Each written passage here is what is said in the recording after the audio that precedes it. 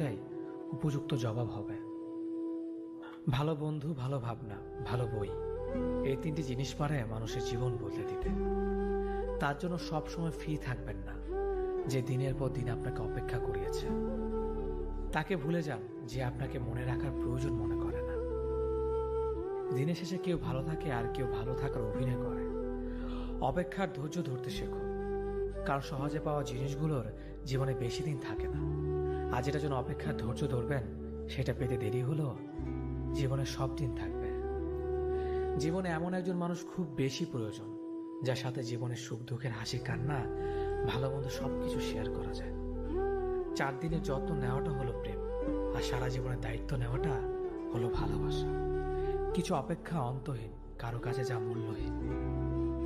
কিছু মানুষ এতটাই হাসি খুশি থাকে যে তাদের আচরণে বুঝতে পারবেন না এরা আসলে প্রচুর